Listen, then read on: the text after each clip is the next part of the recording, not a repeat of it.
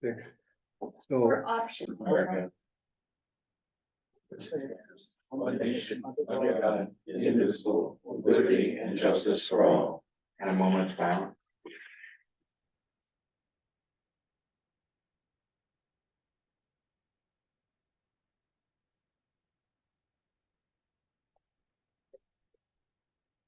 Thank you. So this is our meeting for the subcommittee. And we're going to review revenues, capital expenses, expenditures, and any special projects. I've mentioned before that it's a really big packet, and I am gonna go through it and send any questions to Ray. But obviously we can't do that today. And some of the things, once you get going, you understand the patterns of how these things are set up. I would like to, for today, have an ending time at 2:45, because we have people that are gonna be going into a meeting at 3, and I wanna make sure they get a little break to catch their breath in between. I would like to focus on presentation by Administrator Bauer, with some questions mixed in, but I would ask that longer or more detailed questions he be able to answer later and can send us that information. Because I want to accommodate everyone, but I also want to use the time wisely. Just so you know, excuse me, Mr. Chairman, at the beginning, the purpose for this committee to review capital is merely to determine that it's funded in the appropriate way. Right. Not to make a determination about whether the capital is needed or not. Correct. That's done by the respective committees. Yeah. As an example, this morning, the general government, the general government committee reviewed the capital for that is covered in the non-nursing home portion of the capital. Mhm. This afternoon, the nursing home subcommittee will review the capital that is related to Riverside. Your committee's responsibility is to determine that it's funded in the appropriate way, meaning really one of 3 ways. And this year is a little unique, out of regular general operations, a bond, or in this case, it's out of fund balance Mhm. for some of the larger capital Yeah. items. So that's really the task of your committee, Yeah. not to determine the need for the Right. item. And then you want to start with that part? I'm happy to. There's, as you all know, because we've said it in front of the delegation. This year we've gotten, well, we haven't gotten it yet, but this year we've been confirmed to get about $1.4 million from the opioid trust fund. That is for expenses that we incurred to run our MAT program and our abstinence program at the jail from years 2021 and 22. The governor and council have approved the money, and then the state audited us, so to speak, to prove that the expenses that we originally claimed that were submitted to the opioid trust fund committee were valid expenses. We've just been through that audit and received notice within the last week or so that our expenses are all acceptable and consistent, with how it was awarded, both by the opioid trust fund and by governor and council. And now it'll probably be 2 or 3 months before we receive the actual $1.4 million. So we've designated a large portion of that $1.4 million to pay for certain large capital expenses that we're proposing for this year. That's not something we normally do. However, it was a way for us to keep the proposed tax increase within the confines of the tax cap cities. Yeah. And this Our committee's been looking at those funds as well. Really, there are gonna be more funds coming in, and so there are gonna be more grants available in the future as well. Well, we hope so. Yeah, and so I suspect you're anticipating that. But just, well, we're not I anticipating don't it mean in terms of this anticipating year's it. budget. Being promised that, but realizing that you need to have things ready for those, as those grants are released. Well, the first year, the first round of money from the opioid trust fund, we applied and no, not one governmental entity got any money. The second round, we applied for, Johnson and Johnson had settled. And the difference between Johnson and Johnson's settlement and the settlement from the other opioid companies is Johnson and Johnson was one-time payment. The other opioid settlements are usually spread out over 18 years. Correct. Why that's the case, I don't know. Obviously wasn't involved. I'm sorry, I didn't want to block our view. So when the Johnson and Johnson settlement came in all at one time, the opioid trust fund committee made the determination that they would set aside $10 million to the 23 entities, all 10 counties and 13 cities and towns that had joined the state in going after entities like Johnson and Johnson, and for expenses that they incurred as a result of running programs for the years 2021 and 22. Our share, interestingly enough, which was surprising to me, only 6 counties applied. I'm not sure how many cities and towns. We got one of the larger awards because we were aggressive in doing MAT, medication assisted treatment. And also we still run and ran then an abstinence program at the House of Correction. So we won both programs.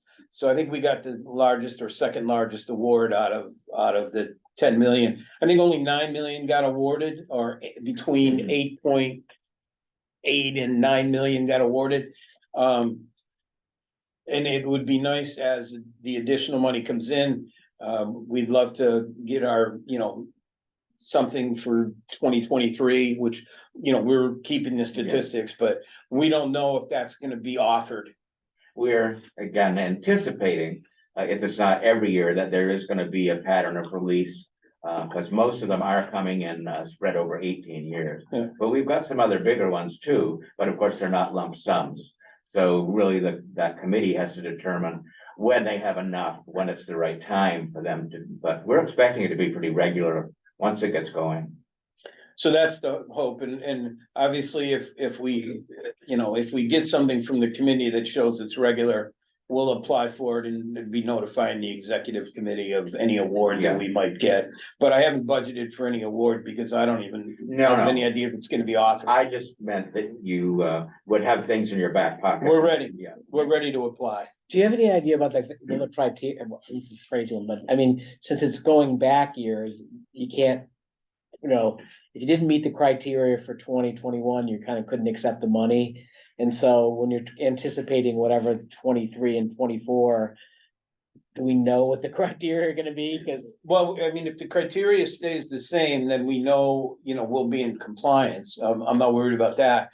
Because we were in compliance and we did get our total, after the audit, we got our total request. okay, We were one of the only entities by the committee that got its total request, and then that was verified through that audit.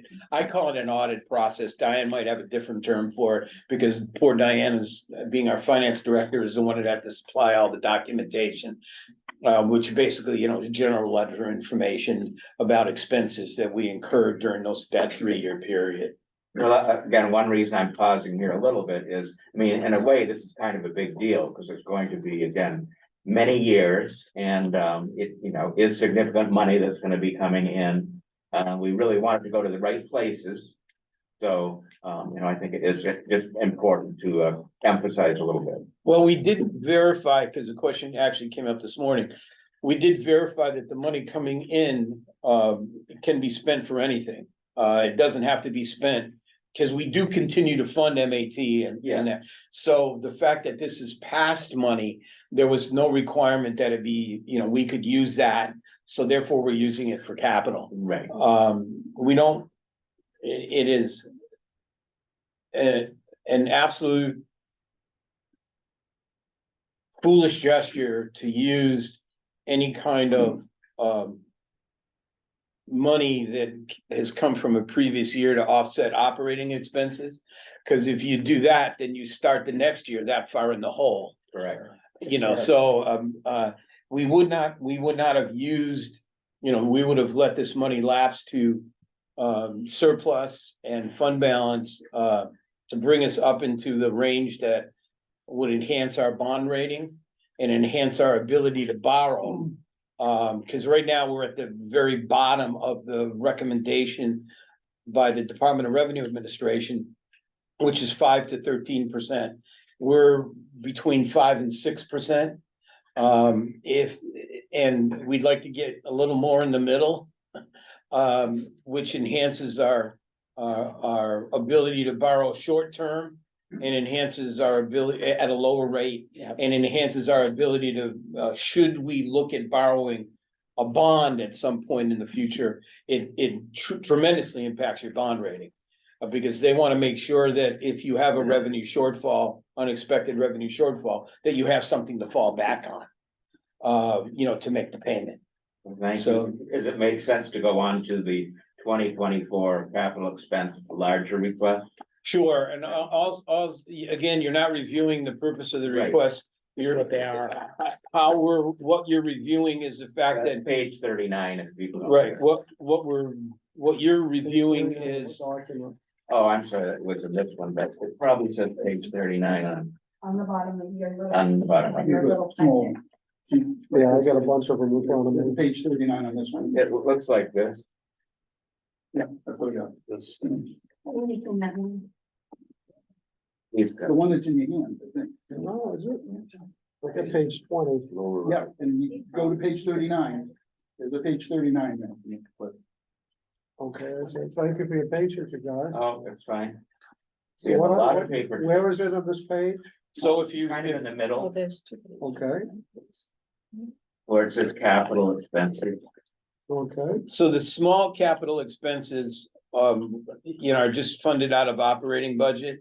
The larger capital expenses are the ones that we're looking to fund out of that $1.4 million. And where is this shown in revenues? It's shown in revenues as offsetting revenue from fund balance. That's on here somewhere. too? That's in your revenue page. On the last line, The last line of this page, the revenue page, it's right in Is your, that a little more at the bottom? it's the last page of the green book of the budget. Last Page 40 of your green That's budget okay. book. Okay, I don't It's have on the two, green book it's on right two now. I think separate. it's right there.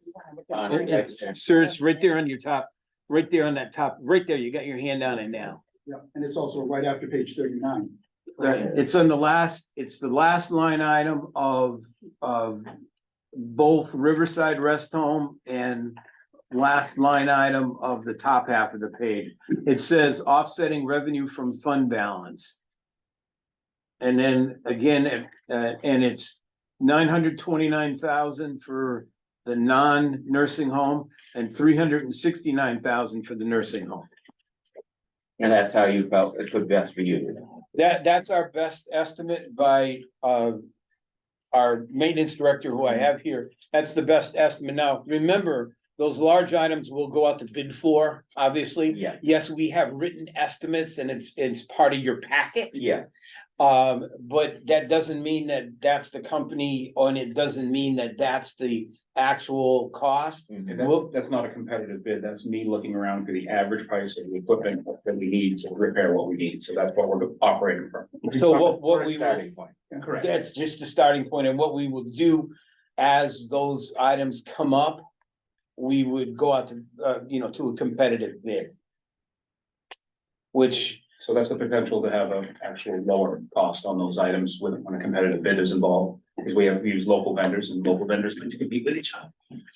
And we like to use state contracts, which have already been negotiated to the lowest cost, obviously on vehicles. Yeah, the state, we do utilize the state bid, because that means that they've went out to bid. And they obviously have a larger bidding power than we do, because they're bidding a lot more items. So the commissioners will frequently waive the bid if there is a state bid for the exact item that we're looking for, which requires a unanimous vote of the commissioners. And that's mostly vehicles. Yeah, you can see the plow trucks are quite expensive. The price that you see in your paperwork for the plow trucks, that's about 10 to 15% of a retail cost Yeah. if I were to go to a local dealership for the vehicles that we have. As an example, I personally have a plow truck, and it's a whole hell of a lot more than cost me a whole heck of a lot more than what, excuse my language.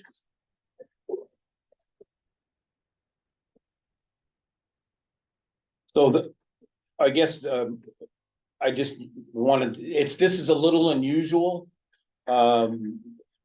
But it's also the first time we ever got any reimbursement from the opioid trust fund, so it makes sense to utilize it for that purpose. It's a good problem to have. Yeah, it's a nice problem. It's a nice problem. We rarely And have it's, that problem. It's your sense going forward too, that will be the easiest way to use that money, is put it in the offsetting account. Well, we don't know how much we're gonna get in the Right. future. Remember, this is a 3 years, 20, 21, 22. Obviously, in the future, the only thing we'd be eligible for, if we got it, if it was offered this year, and if we got it, would be for 23. Yeah. So it's certainly not gonna be nearly as much as what it was for 3 years, for 1 year. The other thing is, But again, you need to have a line item to put it into, really, is my question. exactly. And it looks like the offsetting is a good way to start. You may decide something else Yeah, later. and remember, these are items that aren't repetitive. So these are these capital items are one-time items. One suggestion I'd have would be going forward. You sometimes put little notes at the bottom of the page. And I think it would have helped me the first time I saw it, if you had put a little star by offsetting. And then at the bottom, you had said, this is where the opioid funds went. I got you. It just makes it a little clearer when we're looking at it for the first time. Is that? Yeah, happy to do that. Again, this is the first time we've gotten it, so. But I think when you do first time things like that, your notes are very helpful. When you immediately let us know this is something new or first time or whatever. I just think like when someone's reading it at home or whatever, it would be good. Thanks. We absolutely will do that. So did you want to then continue? Is there anyone that wants him to go through those lines? You can see they're really big objects that are definitely needed. And again, you understand that they're gonna go out to bid, so might even get better prices. But of that group of whatever, 10 or 12, does anyone have any questions about those particular capital expenditures? Yeah, is that loader in there somewhere? Yes. Can you explain that? Why do you need that? Absolutely. Currently, we have a mid-sized John Deere. We have projects that need to be done on this courthouse. For instance, these windows here are leaking at an unacceptable rate. These windows are original windows. They're probably 1971, 1972. Instead of having a company come in and caulk the windows, I use my own skilled crew. We rent a lift, and currently, because of the security features that have been added to the courthouse, I don't have equipment available to move those rocks out there. I can't get a lift big enough to access the building with a caulking gun like so. So what we do is we have that piece of equipment. John Deere that we have is really at the end of its lifespan and is a service nightmare and has been costing us thousands whenever it needs service. So I'm looking for a little bit larger of a loader, something not a homeowner size, something actual commercial size that can be done to accomplish that project. And really to move the snow bully. We have an oversized snow bully that does a wonderful job clearing the place from snow. And again, we get back to the snow emergencies. What I'm trying to provide, your taxpayer money pays for a slip and fall accident. Primex handles the paperwork, but really the money comes from you. So when we do snow removal projects and when we do maintenance on the property, I want everything to be accessible. I don't want any trip and falls. I don't want any way that they can come back onto the county and say, this place has not been prepared or maintained properly. And now I'm injured and now I'm looking to be compensated. That's a real concern for myself. It's a concern for myself with the jail. And you'll see coming forward, when we do the criminal justice, I'm asking for upgrades and repairs to the air conditioner. There's a very real possibility with the combination of the population that they have in there, and I'm not speaking as an expert, but I've been told by Superintendent Brackett that if the conditions are not comfortable, there's a real possibility of a riot. And if the conditions are not comfortable, there's a real possibility that ICE may cancel their contracts and the DOJ may cancel their contracts. You know, these folks here are basically running a business, and they need to make sure that everything is working fine. So this loader itself, I assure you that I will use a local vendor, and I will use a local vendor that gives us a competitive price and that will give us support going forward, because this vendor that the previous John Deere was purchased from is not able to support the equipment, and that costs us a lot of money. And what about insurances? Would people qualify to run a bigger piece of equipment like that? How are you gonna handle that? And will you have to notify, like, So workman's comp if you've got people on the outside up in the air fixing windows and stuff? So what we do is Primex provides us with training. So if we have a forklift, obviously we need a forklift operator's license. There's similar training programs that they provide to us. I make a call to our Primex rep. The Primex rep says, yep, we'll send somebody right over there. We'll provide training and we'll provide certification. So we'll be covered on that end. Because that's a requirement for us to be covered through them. Yeah, it's So good to obviously know. they wouldn't, yeah, it's smart thinking. I mean, they really wouldn't allow us to operate any of this stuff. And of course, anytime we penetrate the ground, dig safe is involved. From my background, I've thought out all eventualities, and I think I've encountered just about all eventualities myself. You know, it's a hard learning curve. But my experience has been that it's way better to prepare now and be prepared than to pay later. Because I see a lot of paying later, just because of the way the budget's been, you know, 14 years ago during the recession there, the budgets were much different than they are now. I wouldn't imagine asking for some of the stuff that I asked for now, but we're experiencing an age on the buildings now where everything's starting to come to bear. 50 years, the rubber in the windows is deteriorating, the floors are starting to deteriorate, the roof itself is starting to deteriorate, and we're gonna need money to do this. And going forward, I want things fixed permanently, and I want them fixed correctly. You know, for instance, I use local vendors like Aldor. Aldor has been a godsend. They are one of my best vendors. Yeah, I've seen that. Sure, and if I have an issue, the Sheriff McGivern can tell you, we had a back door that the wind caught and it was bent.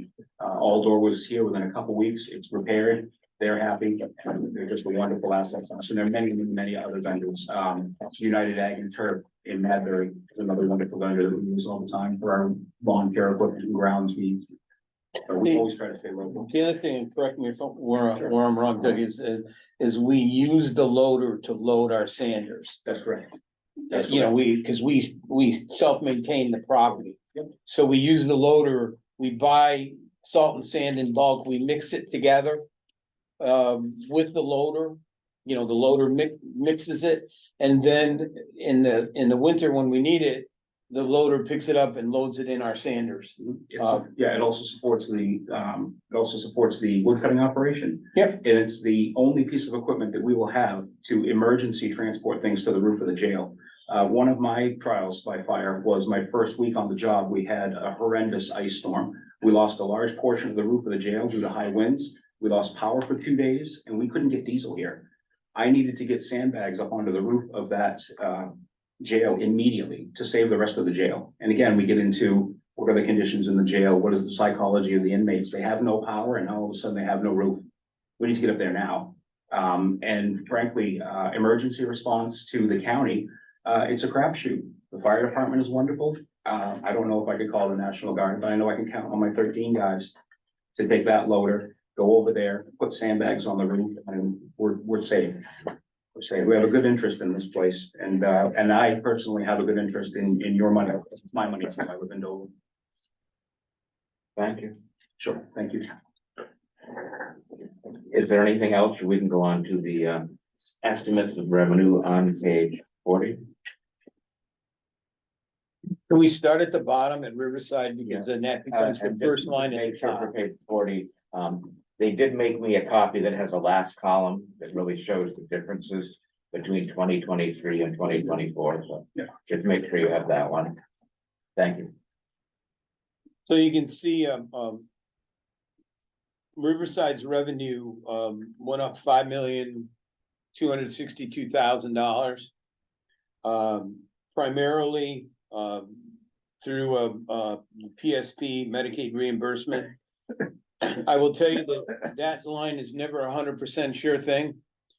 It is, I've spoken to Henry Lippman. I don't know if you gentlemen know Henry Lippman. He's the director of Medicaid for the state. I've spoken to him about estimates for, that's a one-time payment that comes towards the end of June. And it is compensation from the feds for taking high percentages of Medicaid people. As you know, Riverside Rest Home is about 93% to 94% Medicaid population. Last I checked, which was a week or so ago, I had 8 private pay people who were spending down to be on Medicaid. As you know, you can only have $2,500. If you have anything more than that, you have to pay the facility at the private pay rate. Once you reach the approximate $2,500, we immediately help the families apply for Medicaid. What's the private pay rate, Eddie? The lowest, $285 a day. And that I've just learned is the lowest of the counties.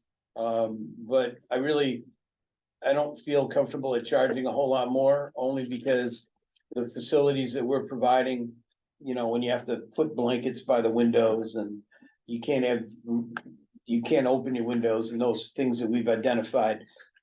It's hard for me to justify charging. I mean, some counties are up to over $400 a day. So I've kept the rate. I proposed to the commissioners that we keep the rate at $285 a day. So that's around 9,000, give or take a month. yes. Yeah, okay. Well, I know, just for comparison, my mom's highest scale nursing home is 15 a month. So, Yeah. for private pay. And our 9,000 includes everything but pharmacy.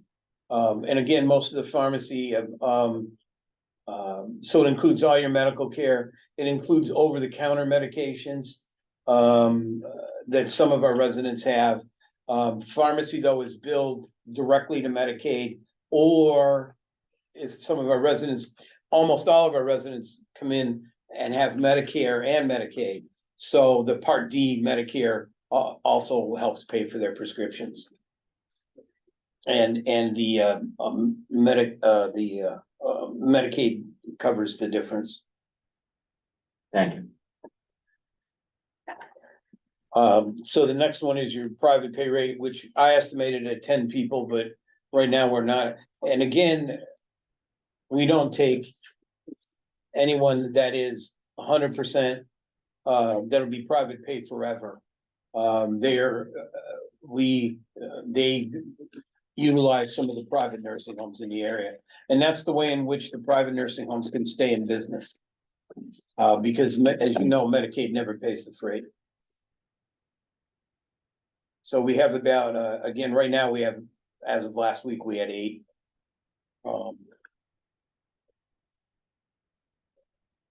Miscellaneous income, it is truly that. Although I will tell you happily, we just got a check for $80,400 that will go in as miscellaneous revenue into Riverside. And that's the money that was, stolen from us, I guess, for lack of a way, yes. for a better way to put it. The person is serving her 2 years in the state prison and has ordered to pay restitution. However, this money came from our insurance company. So we've been fully reimbursed. Actually, we've been reimbursed more than the complaint alleged she took.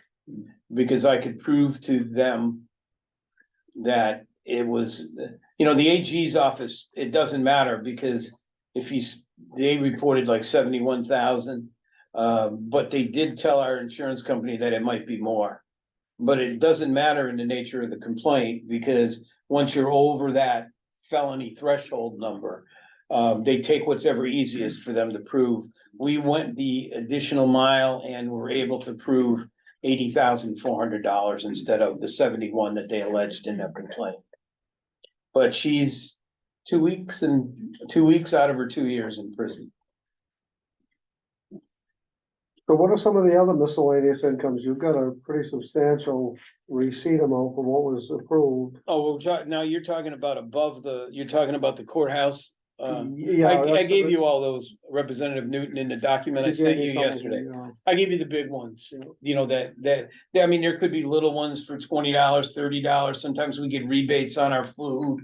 You know, small items like that, but I gave you the big ones that amount to probably 90% of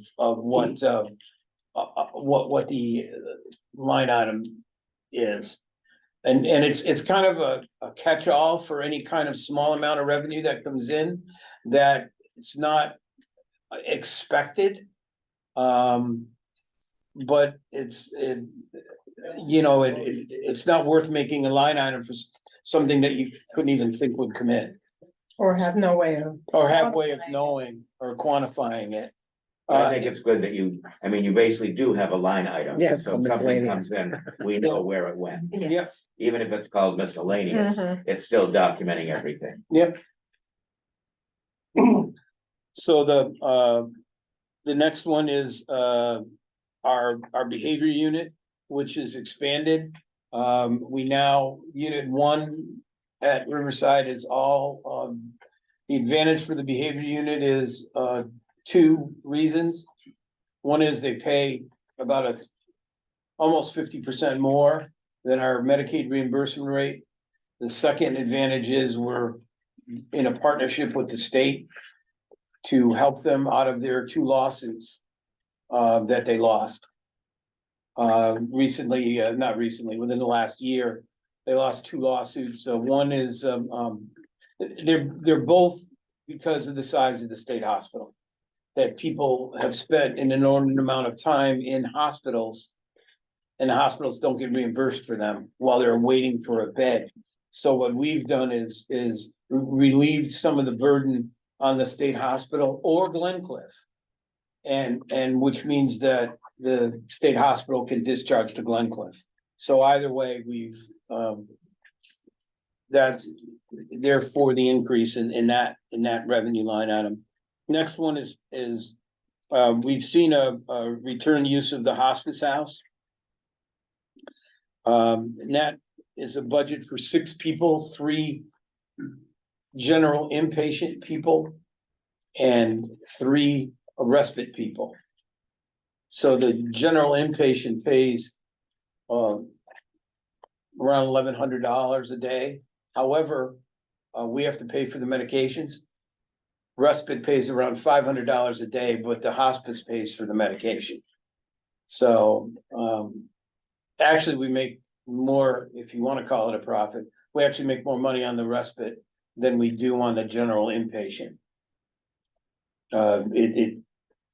Because of the cost of some of the medications are rather substantial.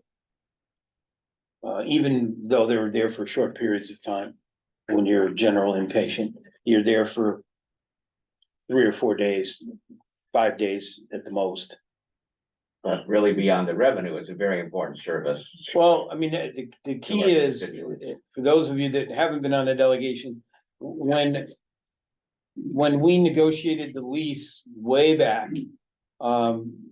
we were smart enough to negotiate the lease that said if they didn't provide hospice services in the building, that the building was given to the county free and clear.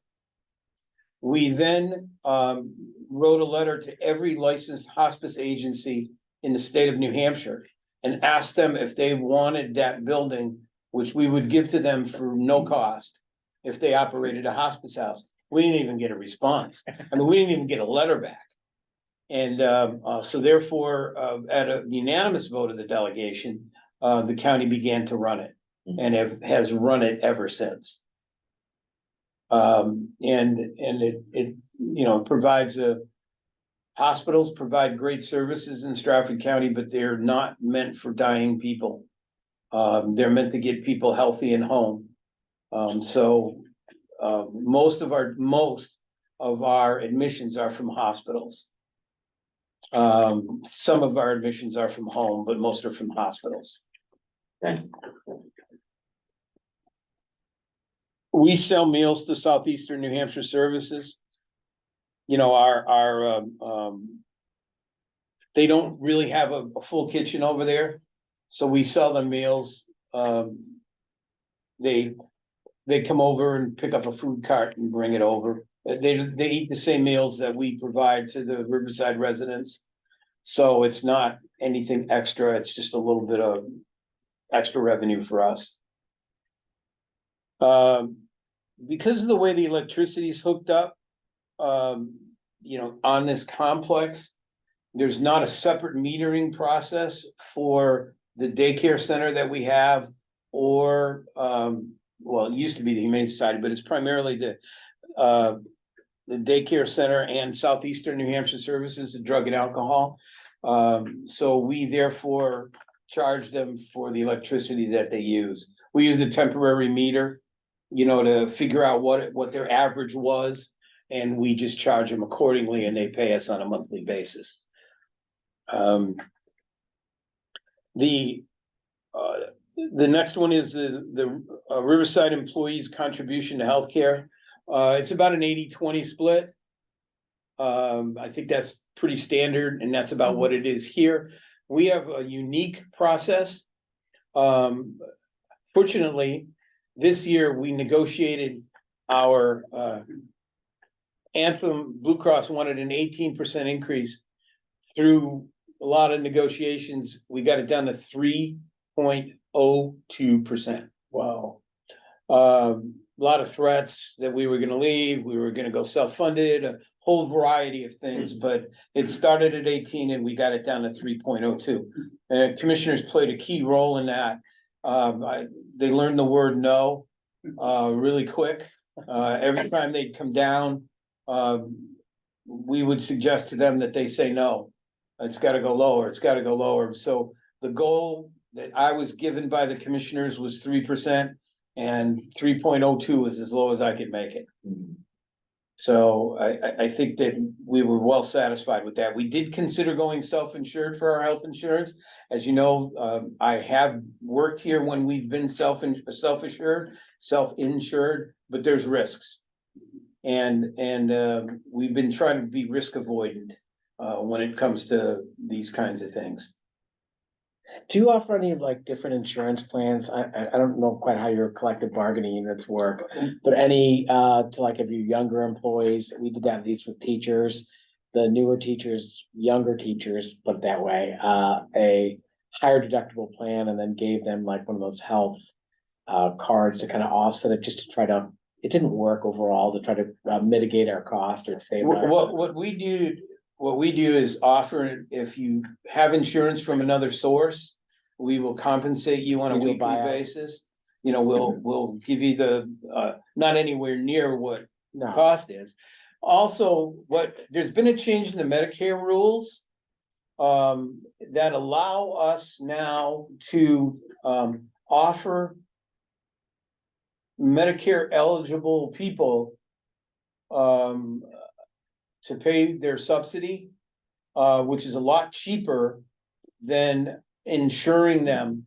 A lot cheaper than insuring them. It's about half, depending on what the situation is. So we've begun, that's a new rule, by the way. In the past, if you were eligible for health insurance through your employer, you were not eligible to have the employer subsidize your Medicare.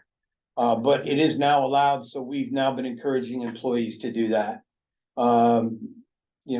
Myself and my wife are in that situation where we're likely to be transferring over to Medicare, because I am of age. And where does the savings go from them doing that? It just lessens our expense. Yeah, it lessens our expense. But you have that expense built in the budget, Right, so where does that money go if you're not paying it? it just sits in the line item as unexpended, Okay, as unexpended. So we're trying to, it's a little hard concept for some of my people to understand. So we're working with Anthem to come in and do presentations for them, to see the advantage of that for them. It's actually better coverage. I mean, it's something new, so you really have to do that. It's something new and it's better coverage. One of the things that concern I have, or a comment that I think, question, based on Cliff's comment that it sits there in the budget, but the thing is that if you were to die tomorrow, we would have to pick up a full cost of that. For somebody that So we replaced me. can't cut it. If That's correct. You know. And you know, it might be an adjustment next year when we see how many people move over, you know, to this plan. Yeah. It'll either be, Because the budget is based on the census as it is in December for everybody. So it's based on how many one-person plans, two-person family plans we have. At that time, we grab that snapshot to develop the budget for that. So if they're,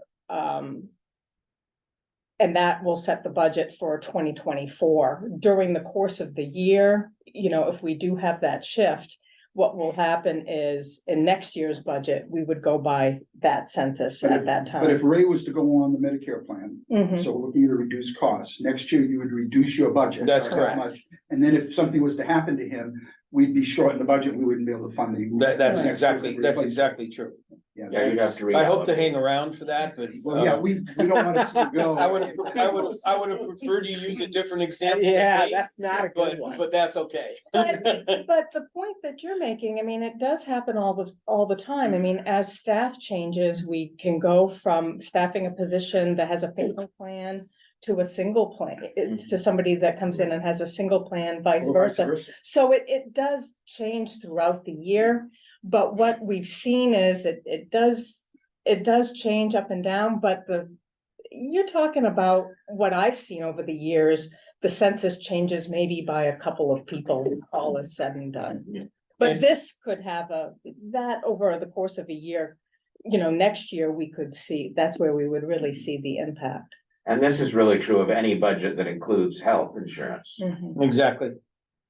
Yeah, I mean, I'm I used to mean, working with the schools, but I mean, always when you were predicting, you might have a teacher leave with a single plan and then someone takes that position and they have a family plan. Someone takes the position and they can stay on their husband's plan, so they just get this month. So they that's get the going to stipend. yes. happen. And if you have enough employees, it does tend to even out. It does. So that's what happens, and that's the situation with that. The skilled care, that's actually budgeted for a few people. We don't actively, currently, we don't actively solicit skilled care people, however, that's a Medicare benefit. However, we will take skilled care people when it's our own people returning from the hospital. So say somebody has surgery, one of our residents, when they come back, as long as they've had 3 midnight stays in the hospital, when they come back to us, they will have, they have the opportunity to do skilled care. It's a savings, if they're private pay, it's a savings to them because they don't have to pay privately.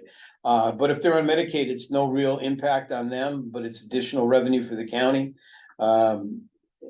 And because it pays an enhanced amount. I just sound totally ignorant. What's skilled care? So say you go out and you have some kind of surgery, I'll just make it easy. Okay, So skilled care is a more enhanced version of care, because if you come back with surgery, a lot of times you'll need wound care. okay, Okay, that normally wouldn't be necessary as an average state resident in a nursing home. okay, Or, God forbid, you fall and fracture a hip. You'll need enhanced physical therapy. You'll need occupational therapy. The services that we can provide. okay. But we don't actively solicit that service because, again, if we do, it would substantially impact first of all, we're not equipped to handle a lot of it. Right. But secondly, it would substantially impact the other nursing homes. Like St. Anne's has a rehab wing, Dover Rehab does, the nursing home in Rochester. They've changed their name a few times, so I can't remember which one it is, what the name is now, but they have rehab wings, and that's how they offset the losses that they take by taking Medicaid people on a long-term basis. So we don't you know, we had proposed to take a few more Medicare if we were to get a new facility. But not, almost all the Medicare we take now are either our own people coming back or people that are going to need long-term care even after their Medicare so even after the surgery's healed or the hip fracture's healed, they still can't go home. So those are the people that I budget for. So it allows you to maximize your revenue with Exactly. existing staff. Exactly right. Yeah. Makes sense. We don't need any additional staff to fund what we're doing. Part B is a different kind of, it allows us to bill Medicare for certain enhanced services. Like, say we have somebody that comes in and doesn't qualify for skilled care. They haven't had that critical surgical event or whatever, but with some help, we can help them get back home. So that's mostly physical therapy and occupational therapy that can be billed separately. Again, it's a service we provide all our residents. Only certain numbers of our residents qualify for that service. And we have the people. So, you know, we give them the service and maximize our revenue as best we can, for that. The PSP reimbursement is the one that I told you is kind of a wild card. It's the one that I tried to figure out with Henry Lippman what ours would be, and he really was of no help. It's a calculated formula that the state calculates every May and June, and it can vary year by year. So what I did is repeat the number that we got from last year. And hope that comes in correctly. And the provider bed tax is the same thing. It's basically a Medicaid's drawdown scheme. Every nursing home in New Hampshire is eligible for the provider bed tax. And again, it's based on the number of Medicaid people that you take. So the counties, particularly Stratford, tends to get a larger share of provider bed tax than Dover Rehab or St. Anne's, because we take, 90-something% Medicaid. So we'll get a larger share of that provider bed tax than most places will. So those then come up to be the top line item in the top of the page. And then I can go down, see the register of deeds. I'm sorry. It's fine, I'm just picturing the time going. I think I can go quicker, so. we're going at a good pace. I want to fit in any questions. The only thing I'd say about this column would be probably say the most about where there are big changes. Got it. Because a lot of the things we've seen before, and they've been very set for a long time. There's not much we can do about them, but if you will, just say a little more about the ones that. Right, and in addition, I have some proposed changes from here, which Janet will pass out, Okay. which will enhance. One line item is gonna go down, the Criminal Justice Subcommittee awarded extra pay to unanimously awarded extra pay to the county attorney's office. So I told them that I would find a way to offset it. And it primarily comes from the poor sheriff's department, mostly. The sheriff's department, you can see, first of all, the sheriff's deputies' fees. I wasn't sure how it was gonna end the year. But it ended the year ahead of where we thought. So I recommended an increase of $50,000 there. Bailiff reimbursement, I recommended an increase there. And also our jail industries program, I recommended an increase there. And I need to own up to a mistake in the soda machine commission. I put an extra 0 in there. Should be 8,200, not 82,000. So when you subtract those all out, and you factor in the $32,000 that the Criminal Justice Subcommittee added, it comes out with a little extra revenue than what you were originally presented. And we've highlighted those changes in yellow, and I would humbly ask, So it's about 30,000 more, give or take. correct, Yeah, it enhances the revenue about 30,000, more. yeah. And I We would, don't have to spend it on soda, that's. yeah, that's clearly my mistake for not catching the extra zero. It's fair. Yeah. Yes, sir. 200 in here. So. Yeah. Got a Question, question on this top line? We all set? Yes. yeah, go ahead. On the top line item, can you explain ARPA funds to me? And the numbers you have in here are rather fictitious to compare to what's actually been appropriated and spent over the last year.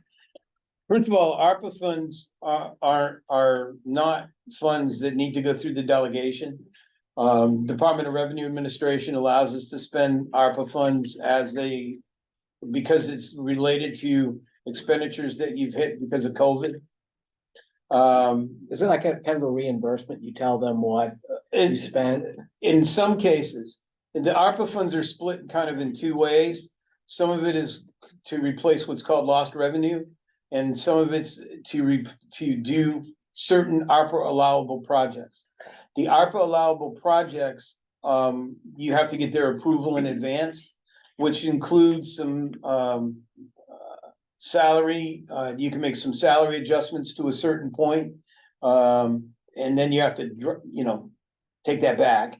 You can, we used it for two primary projects, or primarily to go back. We were the last courthouse to reopen during COVID. We barely met the requirements for reopening the building in terms of airflow. And understanding that the court pays us $600,000 a year in rent, and that our roof units were near the end of their useful life anyway, we used ultimately about $4.5 million of our ARPA money to replace the roof units. We used some of our discretionary ARPA funds to pay $4.4 million to enhance the radio system for the, we dispatch for all of the towns, and we are the backup dispatch for the cities, should they have some form of failure. The problem was we only had a 37% reception. And because basically the county trees and everything became in the way of reception. So when an officer was outside, or a fireman was outside of their truck using a portable radio system, they only had a 37% response. So Representative Newton will remember this, because he voted with the executive committee to put aside $750,000 of county capital money to go towards the radio system about 2 years ago, when we began the radio system. Now, the radio system is now complete. We did get we used quite a bit of ARPA money. We also used quite a bit of money from we did get a direct funded grant from Congressman Pappas, and we used county money. So all of that combined to that $4.5 million that we've utilized. Over the years, we've also put money in the operating budget under revenue, where we used ARPA money that we could use to replace to replace lost revenue. So we're about out of ARPA money now. We're supposed to be, right? It's all supposed to be spent by December 31st of 2024. We have $1.5 million remaining in our ARPA fund, which is all committed to finishing the roof unit project. So we will be out of ARPA funds in time to make sure we got all of our ARPA money. And have spent it for either lost revenue, COVID expenses, or approved projects by the state.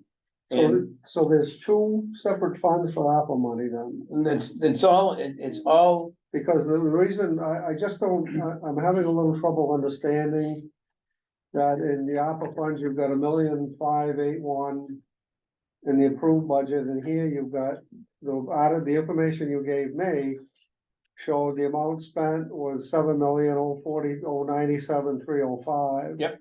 Which is quite a substantial difference, and then I do remember the money for the radio at 750,000, but yet it shows this year you spent 1,670,000 on radio, but now you're telling us you spent 4 million on it. So it's confusing following the money here, and that's, You asked that's for, very difficult. you asked for information from 2023, and that's what I provided Yeah, you. yeah. If we went back further, remember the year that this radio project started in 2021. It's just taken that long. They had to put new towers up and a variety of things. And we just tested it and completed it within the last month. So the So total. this sheet is just shows 4.1, 1 year. The right? total, The yearly is one. right, So you asked for why- what was spent in So 2023. why is this number so low, this ARPA funds at 1,581,440 when you spent $7 or $8 million?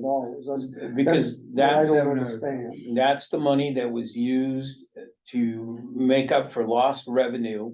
And we used it to, in the budget, we used it for the purpose of spending, for vaccines, spending for, masks and gowns, spending for, a whole variety. So of where's that ARPA shown in expenses. the revenues? Where is it shown? The It- additional monies, It's not additional money, it's budgeted in the ARPA fund. you know? Like it's for It's a- the other years. This is only showing. Well, this is, 23. no, this is what I've got the numbers and, for example, the first quarter, they transferred 856, 776.35, Yeah. which is in here. Yeah. But then the second quarter, this is from the minutes of the council, Yeah. the commissioners' meetings. The second amount,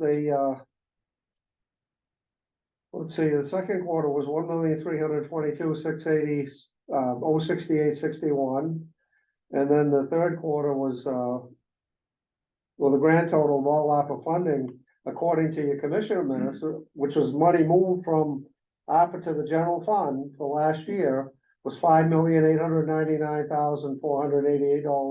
$5,899,488.34. And when somebody like me is looking at the minutes, the numbers, and I'm not saying that that's a pretty substantial difference, 5,899,488 from what you've got listed here again, which is 1,581,000, and it's just hard to follow when there's so much changes. So there's a separate ARPA fund, there's a separate bank account, there's a separate fund, there's a separate accounting of all of it. That's not in the budget. And so we pay these expenditures through our general fund each quarter. And then at the end of the quarter, we will quantify what those expenditures are. And those expenditures, everything, when we call it a transfer, I mean, the money replenishes the general fund because the general fund is out that money. But all those expenditures go to the ARPA fund. It's all part of it's a separate fund. So you're talking about, it's like an interfund type of thing. It gets. And where's the accountability for that? Where can a citizen review Our that? Right, it's right here in our financial statements. Everything is right here for So they can't be 2022. seen until the audit. Well, you can see Well, 2022 right Well, we now. gave Yeah. you what they are. We gave you what they are, and then when you get the audit, you'll be able to double check us. Yeah, you know, because if but you not look, until- there's the general fund and then there's the ARPA fund. We gave you the dollar amounts that were spent. I mean, of course, this is for 2022. You asked For for the amounts 2023. for 2023 and Right. that is what, And this is, in the minutes that I read to you were from 2023. Correct, correct. Yes. The And one, numbers weren't the same, but, well, and that's where it gets confusing. for numbers me. weren't- It tries to- well, they're not the same in total as In what total, I'm, as yeah. what I'm saying. But remember, what I'm saying in total is an accumulation of several years. Yeah. If you look year by year in the audit, and you'll be able to see when the 2023 audit comes out, that the numbers will match what I gave. So the ARPA funds that are lapsing, they don't go into the unassigned fund balance, they Oh, stay no. in, Oh, they stay no. in the separate ARPA fund. Absolutely, It's a separate Because bank it's a account. whole different. because it's a whole different ball of wax. See, that was a confusion that I had. Yeah, Yeah. it can't go into Perfect the, explanation, but it's Yeah, confusing. well, for somebody quite else. frankly, when we first got the money, it was figuring out how to do this, and it was going to DRA, talking to our auditors about how we properly account for all of this, because this was unprecedented money. And that's exactly what we did, and so when you look at the 2022 financial statements, you are going to see that there's a separate accounting for ARPA, which Yeah. is what we gave to you. Well, what's confusing for me, and I think some others may agree, when we're trying to do the budget and look at revenues and stuff, and then there's a whole pocket of money, we don't know. Well, this was a whole exactly new what the thing. heck it is I'm or on what it is, and the it's board just of a it's just- childcare center, and we had to do the same thing. We got all this money to support us during COVID, and we had to open a separate checking account. Yeah, And just like they described, but it was brand new, people had not done it before. well, And I agree, it's very hard at first glance, it is confusing. There's just, What's a little different about this money is normally what we do with all of our funding is we spend, then we get reimbursed. What's different about this is they gave us 2 tranches of money. All this money came in all at one, in 2 tranches. with a number of years to spend it. Correct, which December 31st of twenty Which twenty-four. is totally contrary to how we normally do things. So all of a sudden, we have all of this money, put it in an account. So we spend the money out of the general fund, and then we do have to, replenish the general fund for the ARPA money that's spent. So that's where that transfer happens, but all the expenditures and everything occurs because we also have to report to the US Treasury on a quarterly basis. Everything has to tie, and it does. And we'll also, when our independent auditor comes in, that's certainly something that they independently audit, but besides that. Besides the independent audit piece of this, they're also responsible for providing or for verifying the information to the federal government. And that's at the end. So in our financial statements, you'll see that there's a separate fund for ARPA. And that's all audited, accounted for. Then if you look at the last few pages of our financial statements where our single audit is located, you'll see the dollar amounts that were verified by our auditors through, and it's an additional audit, a single audit as well. And that's one of the programs, all of our programs. The other are one audited. thing, 2 things I need to mention. Is that that it's gonna be humanly impossible for the feds to audit every entity that's gotten ARPA money. So what they're going to do is depend on the independent audit or your independent auditors to verify that what we're reporting to them, because Diane has to report every quarter, that what we're reporting to them is actually what we've done. And I can say quite proudly, behind you is the fact that those years, including 2022, are all the years that we've been recognized by the Government Finance Officers Association for our audits. Every one of those years, there was only 8 entities in New Hampshire that have been verified, and we're the only one that's been verified year after year after year after year. And we have been verified for 2022, it just, the sticker hasn't, we haven't put the sticker up yet. I don't have a So, record so yet. what you're saying, and this is a part, again, that's takes a little bit to sink in with me. Sure, The delegation controls the purse strings, but there's a whole catch of money, which is ARPA money that the delegation has no control over. that's correct. Okay, that's what was confusing. So all you need is an approval from the commissioners to move that money. Yep. Because that's what you had to get from the And mayor. that's by a ruling of the DRA and the feds. Not raised by local taxes. That's correct, it's What's that, not, Chuck? It's not raised by local taxes, it's federal disbursements that come back. So that's a and whole different, the commissioners Yeah. administer that.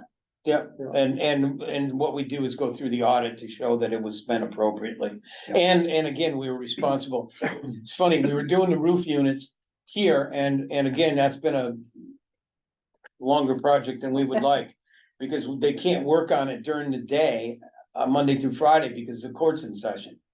And the noise from doing the roof units, so they work on weekends, so the roof units this project's lasted a lot longer than we envisioned it lasting. But we're, So not, you don't have to get into that length, so for me to understand. The ARPA money's drying up, and will it then be chasing grants to replace? nope, No. So that, once that money's gone, you're not gonna miss it? nope, I came to the commissioners. It's not on the. I went to the commissioners with a multi-year plan, okay, that was gonna end in 2024. All right, and we have exactly met that plan. So the $1.5 million that's left that I reported to you in the documents that I sent you yesterday, that will be exactly what it'll take to finish the roof units. And we are done with opera, and we don't need to replace it with any local tax dollars. So it's not used for operating expenses. it's No. used for capital expenses, mostly, except for the money that you use Use- to replace wages during COVID. That's exactly correct. And this money is appropriated, this money is authorized through the governor and council.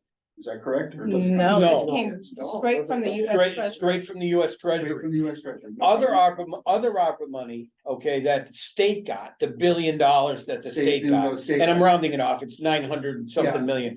That have to be, it took that money that was distributed, okay, Okay. to municipalities, had to go through governor and council. Okay. The money that the state used to fund their projects did not go through governor and council. It's Okay, well, only well- money that was distributed to the local entities. Mhm. Like a lot of entities had, used it for, I'm sorry, I'm drawing a blank here, but used it to enhance, your ability to get Wi-Fi, as an example. And it was distributed to entities that did that. Now, we have pretty good Wi-Fi coverage in Stratford County. So Stratford County I checked with everybody. Nobody had any interest in any enhancement for Wi-Fi. I went to, every city, every town. Nobody had any interest. They were fine.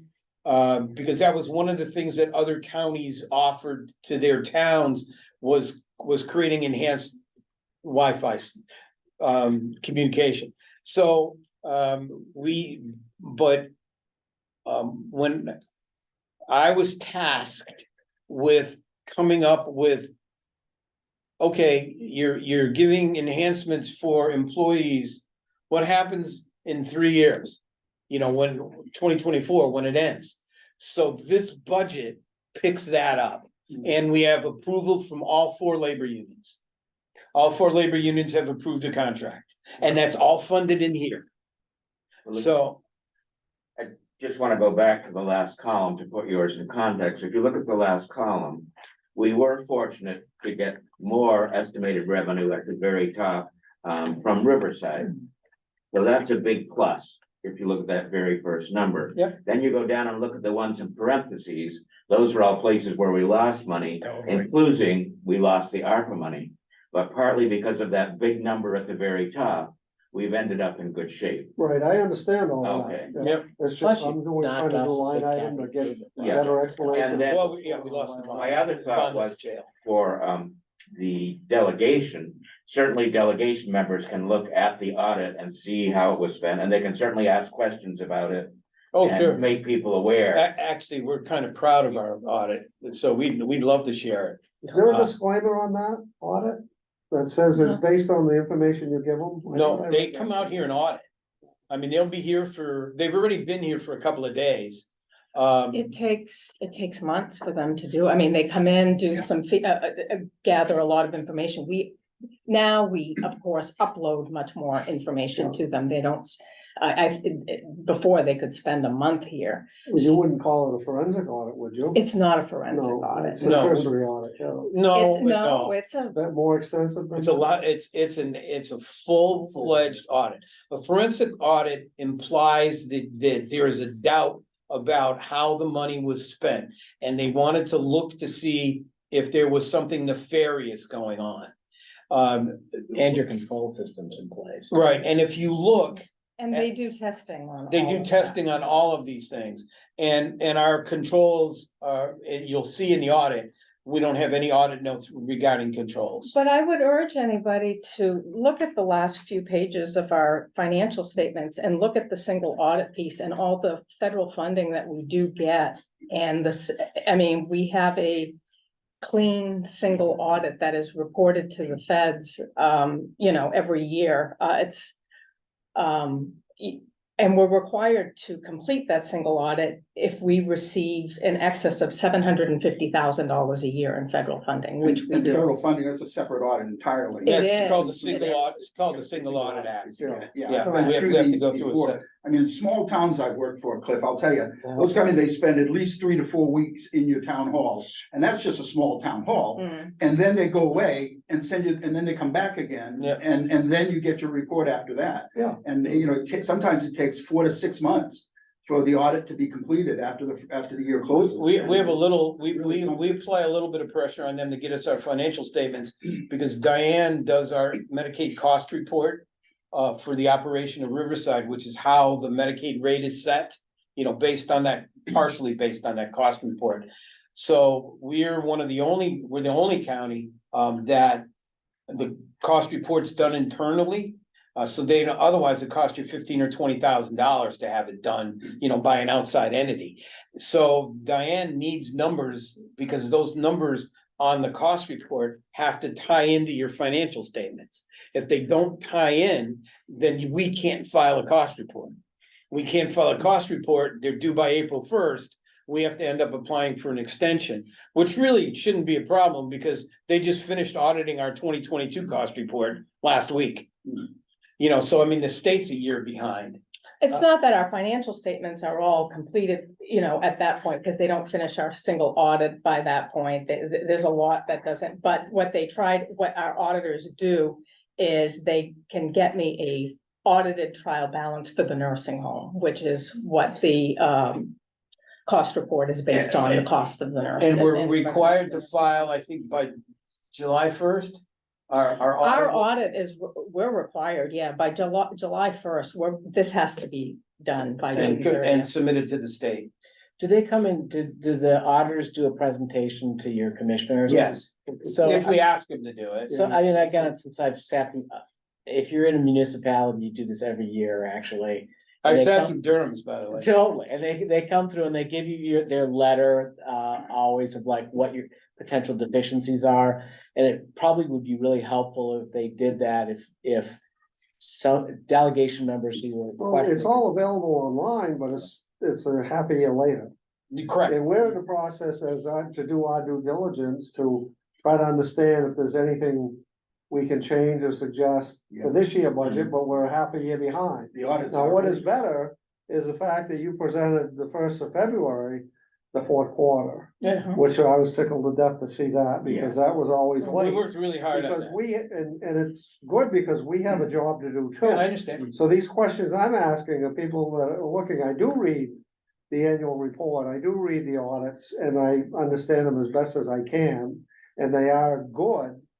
But I need to question, because that's my job, I'm happy to do it. is to question. That's why it's helpful that when the auditor's there, though, they can come in, they'll go over the control systems, they'll go over the recommendation of your fund balance, all of those things.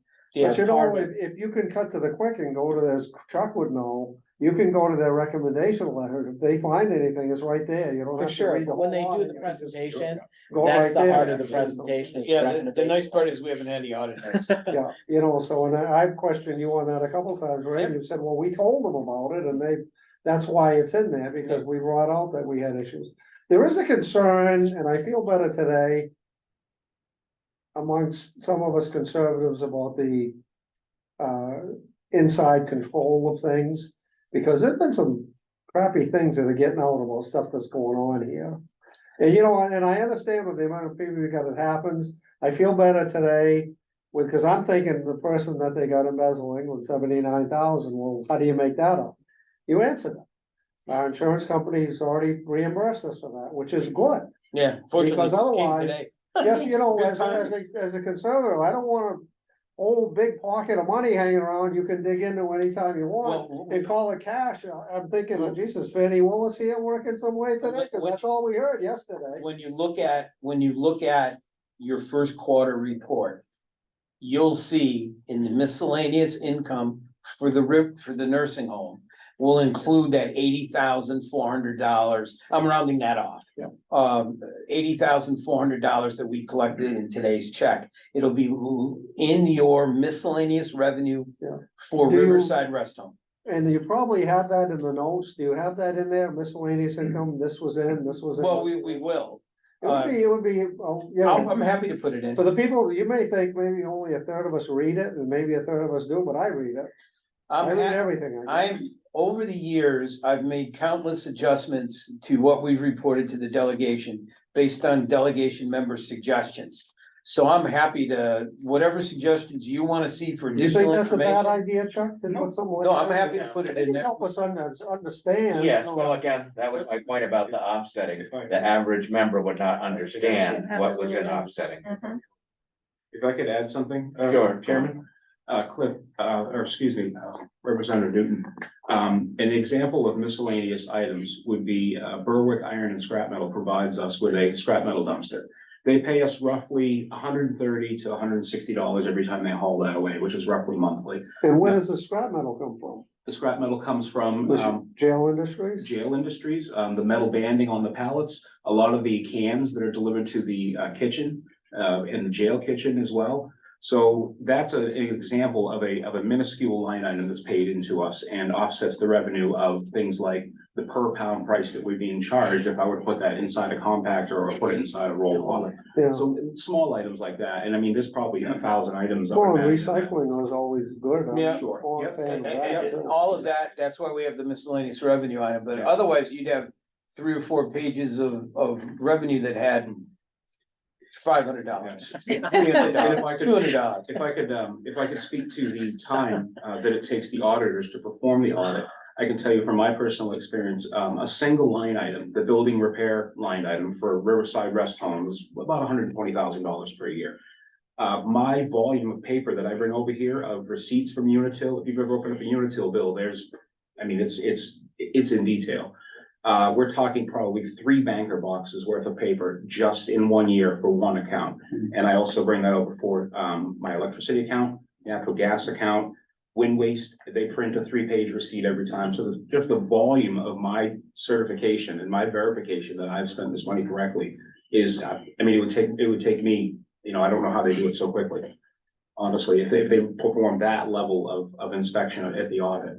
It's mind blowing. And I mean, there are departments in there, new equipment for nursing.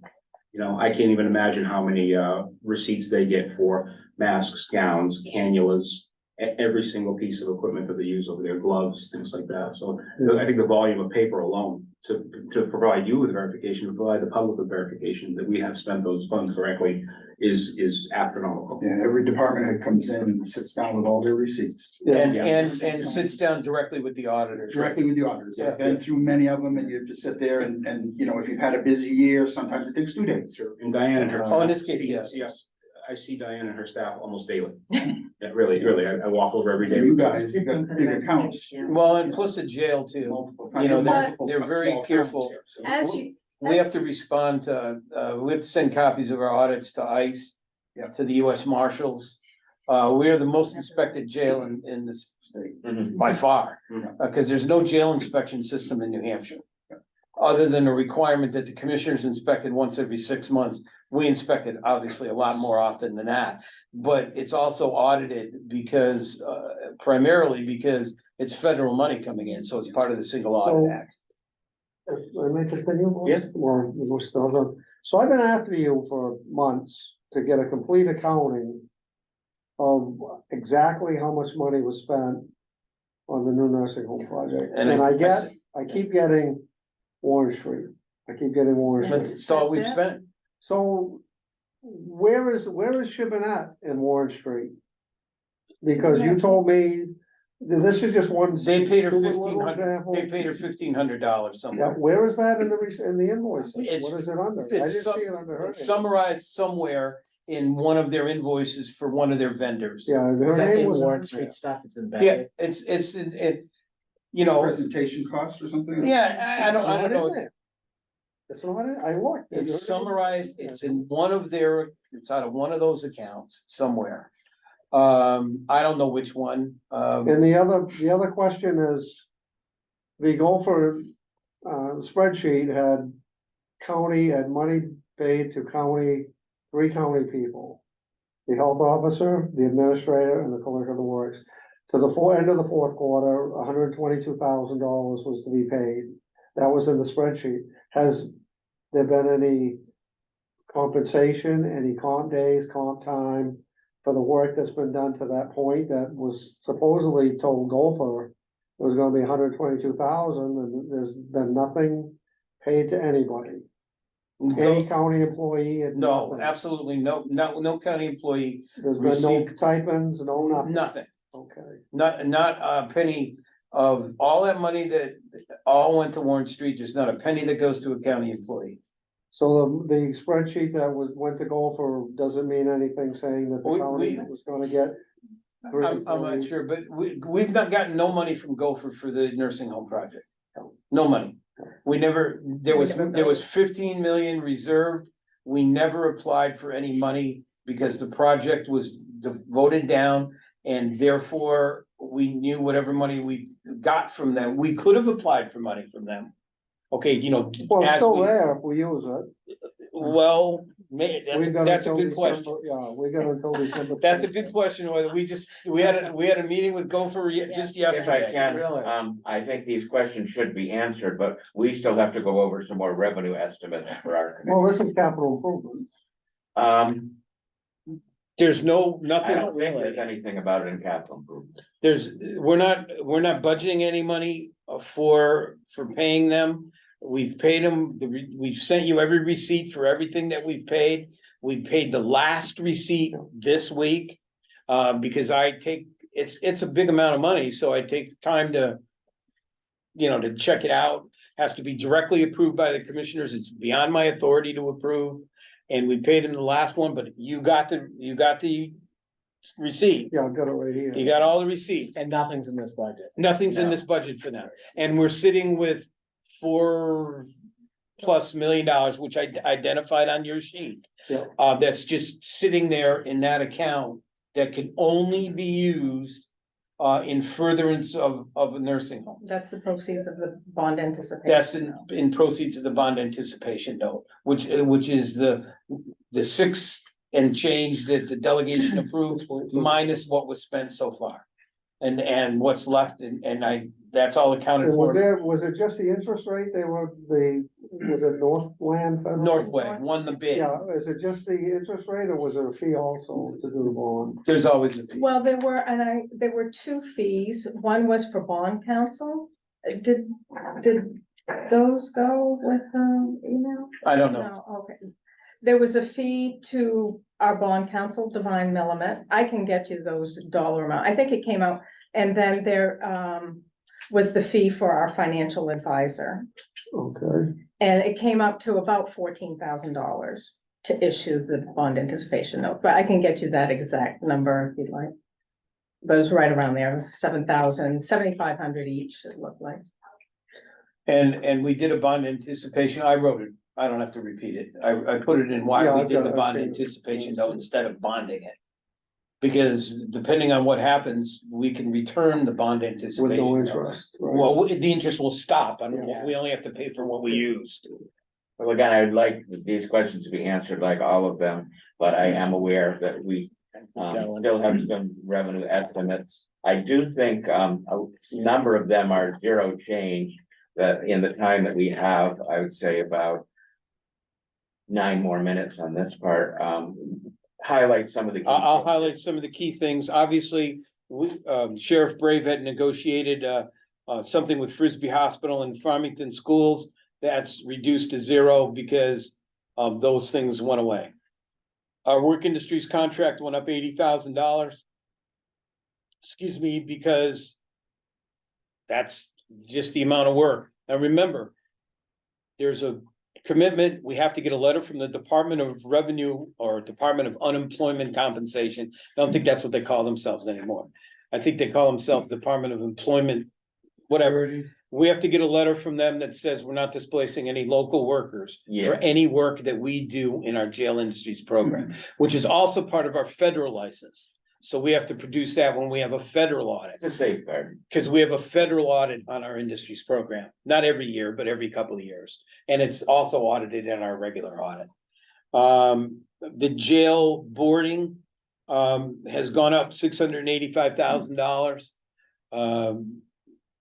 It was about $300,000 over budget from last year, so we simply added some to that. So it's $685,000, which is split up between ICE and the US Marshals. And Representative Newton actually has who we receive those, how much we receive from each entity. But it's, those are the two highlights. If you add the marshals together, because we do Maine, Vermont, New Hampshire, Boston to a small extent, if they want to hide somebody up here. You know, a cooperating witness, they want to hide them up here, we will take Did them from anybody Boston. else here wanna get the information they sent me yesterday? It's kind of been pretty. You mean it splits it up? Yeah, you can forward it. No, Janet will forward it to Yeah, everybody. you could, Yeah. yeah, it wasn't, That'll it save was time. informational. Did we have Whitey Bulger up here? No, but we had, we had the, husband and wife that had the compound. Yeah. In Plainfield. They shipped them out of state, and then they Talking about the ultimately Browns? shipped them back to us, the Browns. Yeah. Then they ultimately came back to us. But the first day they were I called them and said, we can take them. And they were already in Ohio. And then they shipped them back to us when nobody seemed to care about them anymore. Where they prepared with, stand on our head and spit quarters, to help them prepare for their trial. Mhm. We had to give them a lot of concessions that the feds asked us to give them. Sure. Because they were their own attorneys, if you remember. They had a standby attorney. Yeah, we're kind of familiar with them. Ed and Elaine Brown. You remember, like it happened, nicest people in the universe, just don't ask them about government. Yeah. We have a new commissary vendor, and we've enhanced our items offered to the inmates. And our revenue is much better with this new commissary vendor. US Marshal Transports, you can see that that's gone up. Instead of the deputies working in the hospital, and we have a second ICE team now. So we were transporting more for ICE, which is good for us because they bring them to us. So, you know, that works out good, and they get paid for all their transports, obviously, the marshals, the sheriffs do. You see, we lost no more ARPA funds. We lost our domestic violence grant that we've had for 20 years. But we no longer run the program either. The program is now run by, I'll think of the name in a minute.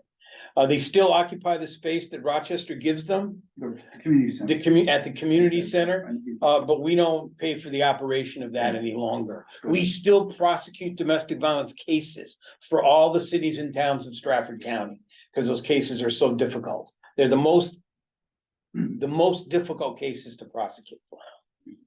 By far. Well, and it's more effective, it's more, you have trained attorneys as opposed to. That's all they do. Police officers, which is what it was before the county. That's took it correct. Over about. That's what, all they, and 15 years ago, maybe. that's all they do, is prosecute domestic violence cases. 2002 was when we first got our. First domestic, grant. under Lincoln Soldati, Yeah. 2002, imagine that. Our supervised visitation grant is expiring. So this is funding for 3/4 of the year, approximately 3/4 of the year. And then there'll need to be a decision made. We're applying for additional grants. If we get it, great. If we don't, then there'll have to be a decision made by a combination of the commissioners and the delegation about whether we continue supervised visitation program or not.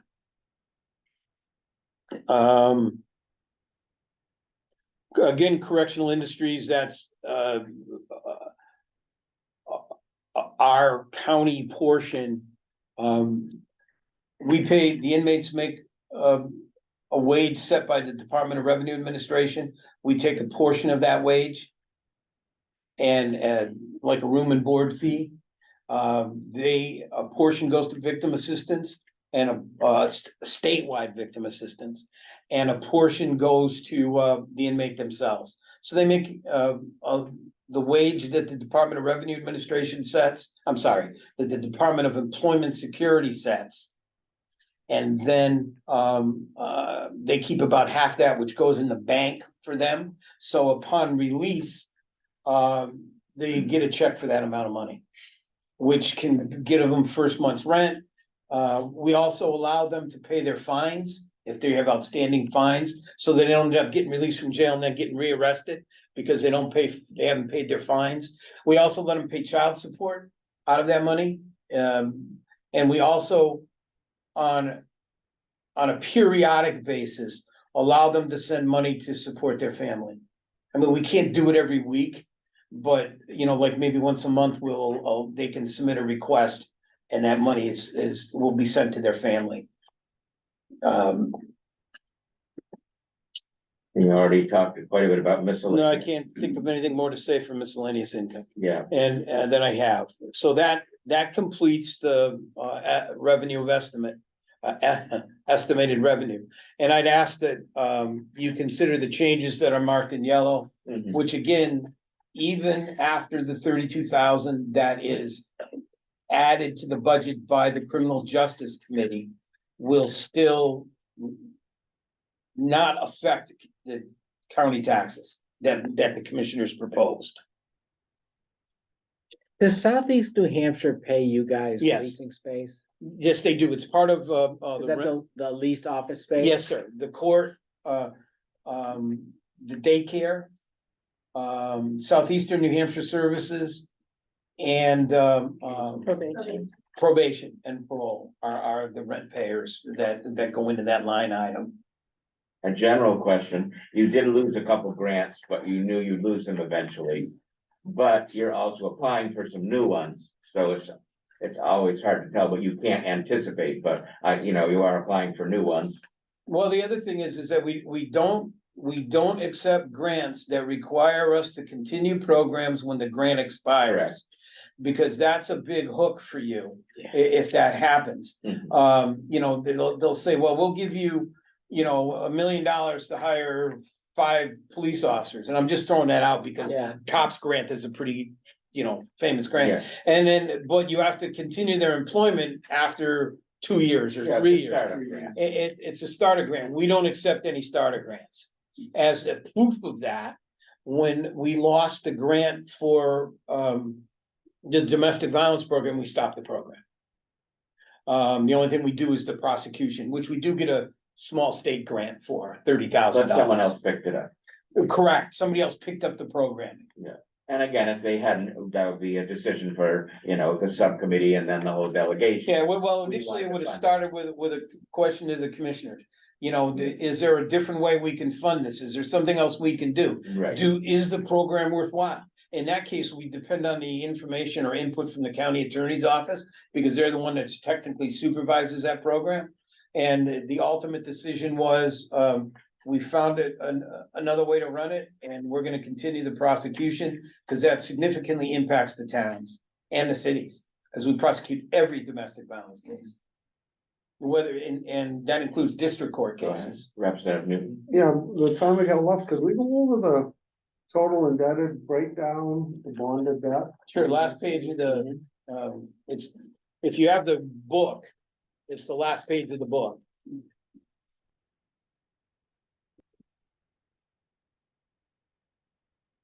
Yeah, I see it. And we have the 4 last pages right here. anyway, Yes, so- right. It's in both. Yeah, and that's the total and bonded indebtedness of the county. Oh, this one. Okay, thank you. Well, I did the same thing. You do have the same I thing. do yeah. have the same. thing. That's the total and bonded debt of the county. Leave it there.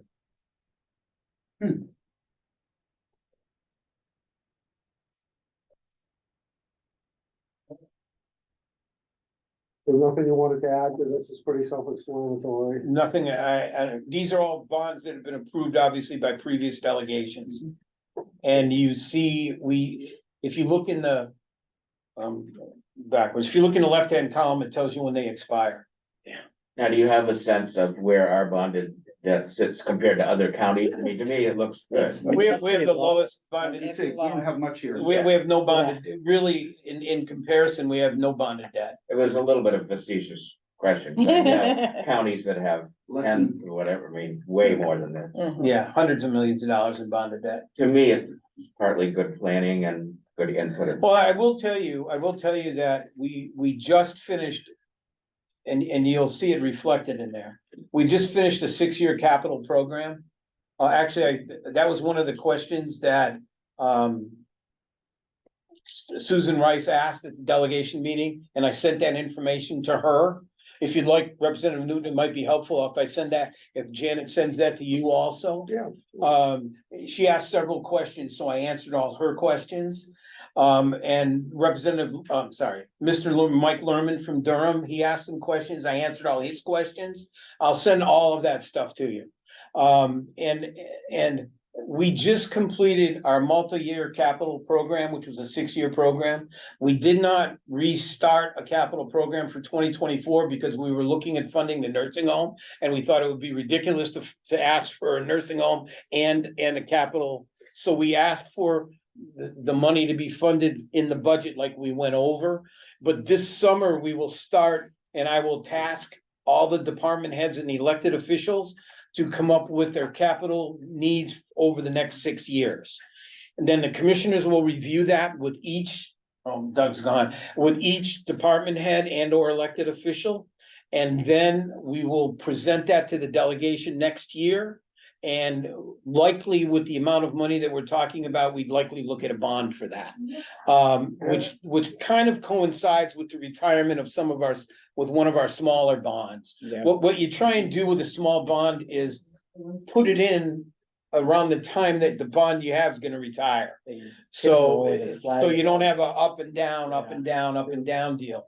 So chances are this time next year, we'll be talking about bonding. I know there's a couple of big items at the jail that were asked for in this budget, and we rejected, suggesting that it be part of a capital improvement plan over a number of years. So does your capital, if I may, Yeah, so is your that's fine. capital improvement plan pretty consistent that what you put on there, you get done? Because I know we're doing the New Hampshire 10-year plan, and it was so bad for so long because none of it would be funded.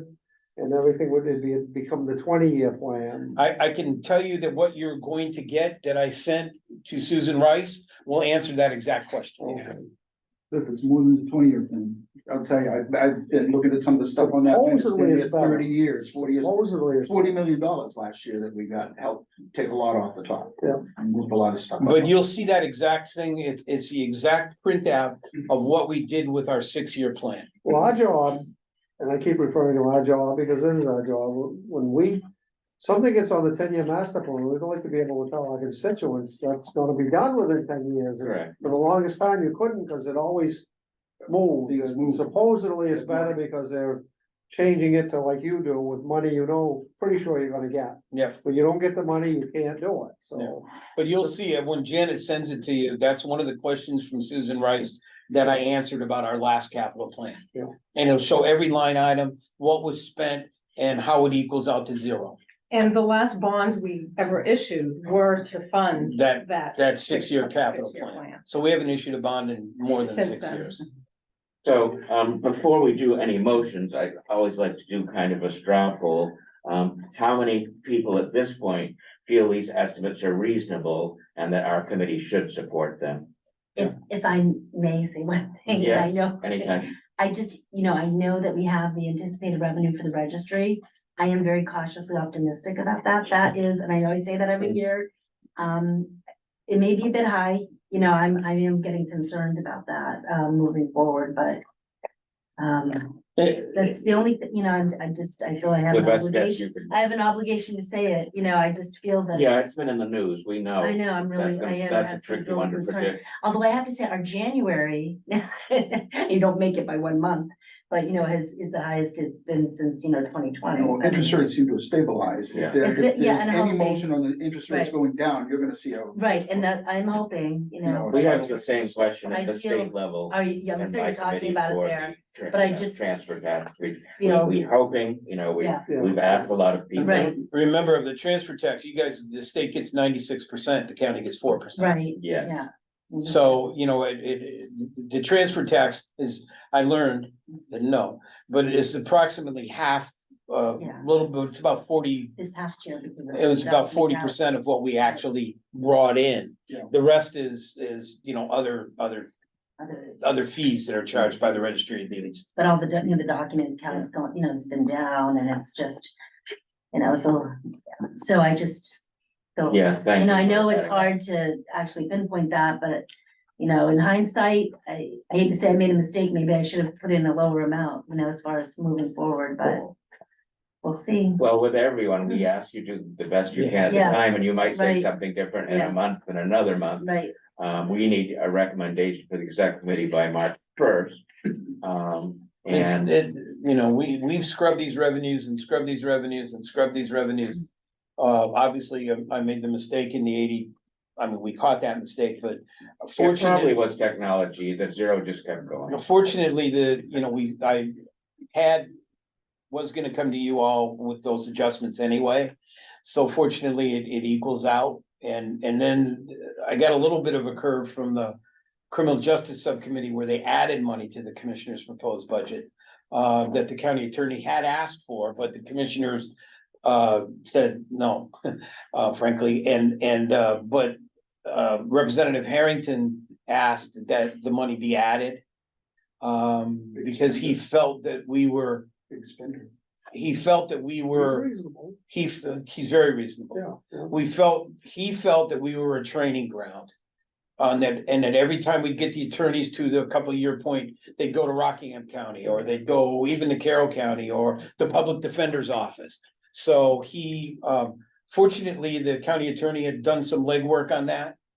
And had the documents to show him, and so he made the recommendation that we increase that. Well, I heard from more than one member of that committee, it was a very good meeting. Yeah. And I think this has been a good meeting, too, that we've had. So we can do a couple of things. Again, I would like a motion at this meeting, even though I know there's some questions.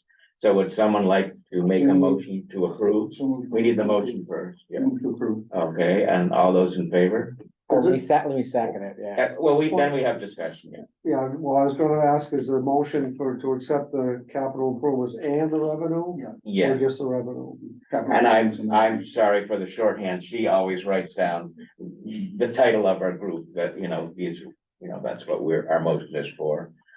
Which is whatever it is. We have like 3 things in our Do column. you wanna do them separate? I don't I think. would, we I, can. I could support the revenue one, haven't had enough time to really go through the capital Well, the improvement. committee's gonna make a recommendation today, don't we? Let me just think. And about it. remember, on the capital, you're not deciding whether to make the improvement or not. You're deciding whether it's funded in the proper way. Yeah. Each committee, like this morning, the general government subcommittee voted to approve the capital projects for non-nursing home. This will go to the full delegation. No, it'll go to the executive committee Executive first, committee first, yes. and then it will go So to can I the full restate, delegation. So you're gonna have 2 more shots. I at it. did shorthand. So we are going to approve the revenues, capital expenditures, and special projects estimates. So Yeah, and again, there was no special project. Right, but still, that's our. Yeah. That's our cause. When we, if I could add something, when we adjourn today, I would be happy to provide you with that contact information if you have any questions about the capital that I've submitted. Be happy to talk to you about it or show you what we Yeah, need. the only issue I've got with voting for this is I haven't had a fully, I've reviewed what you sent me to a degree. Or as we know, with Lizzie and Concord, I haven't had a chance to go through this, so. For I that think, reason, I don't see any reason why we couldn't do, 3 approve and 2 abstain for now. I don't see any problem with that. Because we've got time before the, And you're on the executive committee too, Representative Newman. Yeah. yeah. So you'll get to see it again. You'll see that. And remember, this is just, an advisory subcommittee. Yeah, but it vote. carries a lot of weight, because we're all Sometimes meeting it here does, to go sometimes through it it, it's doesn't. preliminary. Yeah. Sometimes it doesn't, yeah. Well, like last year. No, it's okay. The last thing too is that if we could add to the motion as amended. Ye- That's fine. Yes, What I'm gonna do is I'm gonna break my motion up. I'm gonna make a motion that we approve the revenues as amended first, and then I'll make a motion to approve the capital. So we could do this as amended, that would We be can do them great. separate. I appreciate so I it. don't see a problem with that. And so we've got a second for revenues, okay. So, want to state your motion again? That we approve the revenues as proposed. As amended. As amended. All in favor? I.